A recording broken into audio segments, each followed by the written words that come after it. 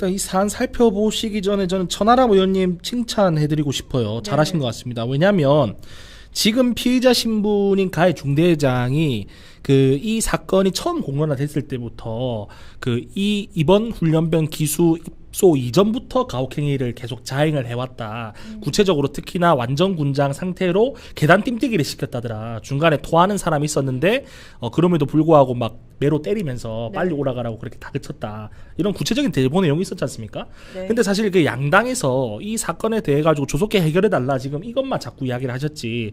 구체적으로 이제 이 중대장이 어떤 가혹행위를 진행을 했고 12사단이 조직적으로 어떻게 이 사건을 은폐했는지에 대해서 관심 가진 의원들이 없었어요. 근데 어쨌든 이렇게 핀셋으로 잘 짚어가지고 이렇게 국방부에 질의한 거는 정말 우선 잘하신 일이다라는 말씀 좀 드리고 싶고요.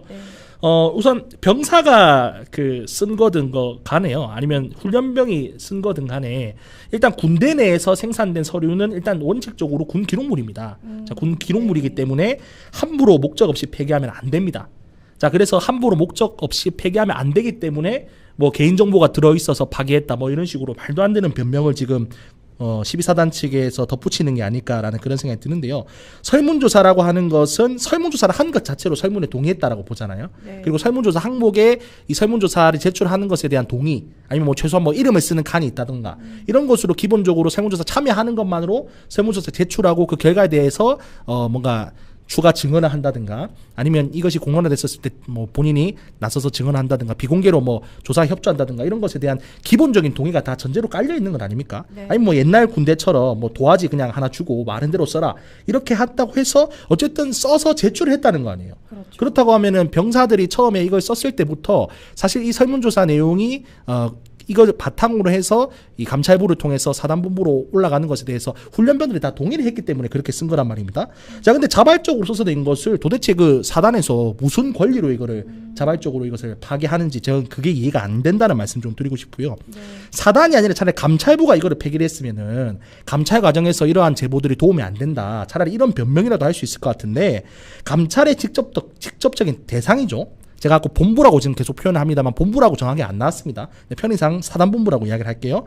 근데 이 감찰의 직접적인 대상이 되는 이 사단본부 측에서 이것을 폐기한 것은 조직적으로 이 12사단 훈련병 사망 사건을 은폐하고 중대장이 평소에 훈련병들 상대로 진행했던 가혹행위를 축소 은폐하려고 한 것이다. 지난 27일 녹화일은 어제입니다. 춘천지법에서 2차 공판이 진행됐는데요.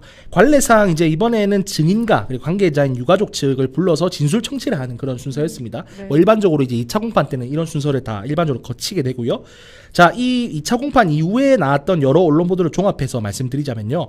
가해자 측이 처음에 야구 배트를 가지고 들어와서 군기 훈련을 하겠다면서 으름장을 놓았다라고 하는 훈련병 측 증언이 진술이 공개되었습니다. 자, 그리고 이제 PD수첩에서 공개된 증언 내용처럼 책 40여 권을 군장에 결속시켜서 단독 군장에 결속시켰다고 했죠. 그 책 40여 권을 넣은 단독 군장을 군장에 결속시키고 등등 야전삽이라든가 이런 도구를 같이 결속시켜서 가혹행위를 진행했다라고 하고요. 이 가혹행위가 진행될 때 단독 군장과 이제 야전삽 등을 결속시킬 때 도움을 줬던 거는 조교라고 합니다. 요 관련해서 뒤에서 좀 더 말씀드릴게요.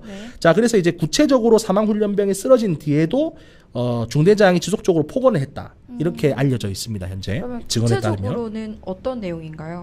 예, 쓰러진 상태에서 멱살을 잡고 너 때문에 다른 애들이 못 가고 있잖아. 요거는 드러냈던 내용이죠. 근데 멱살을 잡았다는 내용은 처음 드러난 겁니다. 쓰러진 훈련병의 멱살을 붙잡고 소리를 질렀다고 해요. 거기다 더해서 욕설을 같이 했다. 유가족 측에서는 사망 훈련병이 쓰러진 다음 오실 필요가 없다 이렇게 이야기를 했다라고 해요. 군에서. 그 사이에 이제 초동 대처가 늦어져서 결국 병원에서 사망에 이르게 된 것이라고 합리적으로 의심해 볼 수 있을 것 같습니다.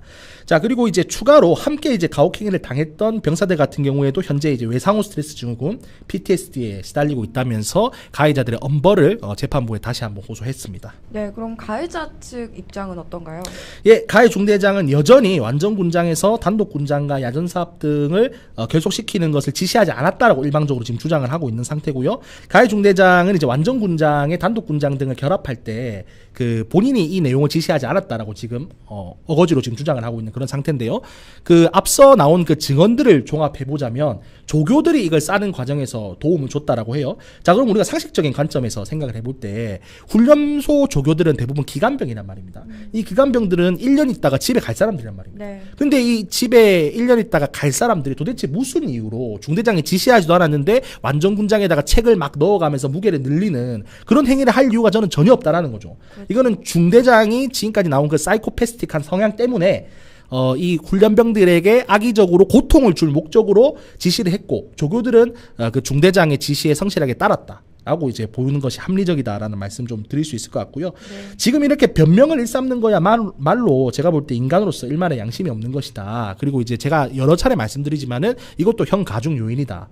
그래서 본인을 생각해서라면은 그리고 돌아가신 훈련병을 생각해서라면 지금이라도 빨리 그 진실에 대해 가지고 본인이 다 증언을 해야 마땅하다라는 말씀 좀 드리고 싶고요. 네. 자, 부중대장도 역시 이제 연병장 2바퀴 걷기 이외에 가혹행위에 관여하지 않았다. 지금 이렇게 주장을 했다는데 제가 말씀드렸잖아요. 그러면은 본인의 가혹행위에 관여하지 않았으면은 이 가혹행위가 일어날 때 군사경찰에 신고해야 될 의무가 본인한테 있어요. 그럼 왜 군사경찰에 신고 안 했습니까? 그게 아니면 최소한 왜 말려보지라도 않았나. 애초에 이 가혹행위에 관여하지 않았다라고 하고 끝날 문제가 아니라는 겁니다. 네. 심지어 그 가혹행위가 일어나는 동안 그 병사들 앞에서 본인이 비아냥거렸다는 거 아니에요. 비아냥거렸다고 하면 사실상 그것을 방조하거나 본인이 하지 않더라도 그것을 암묵적으로 본인이 감시하고 있었다. 이렇게 볼 수 있는 거잖아요. 네. 자, 그렇기 때문에 애초에 연병장 2바퀴 걷기만 시켰다라고 하는 변명 자체가 말이 안 되고요. 애초에 처음에 군장을 쌀 때부터 책으로 무게를 더한 상태에서 그러니까 완전 군장 규정 위반 상태로 연병장 2바퀴 걷기를 부중대장이 지시했기 때문에 애초에 본인이 2바퀴 걷기만 지시했다 하더라도 본인은 그 가혹행위를 지시한 게 되거든요. 자, 그렇기 때문에 본인이 이런 식으로 지금 변명하면 안 된다. 말씀드렸다시피 이런 식으로 변명하는 것도 두 분의 형 가중 요소가 되니까 사망 훈련병을 생각해서라도 지금이라도 진실을 이야기하는 게 본인이 인간으로서 마지막 도리를 지킬 수 있는 방법이다라는 말씀 좀 드리고 싶습니다.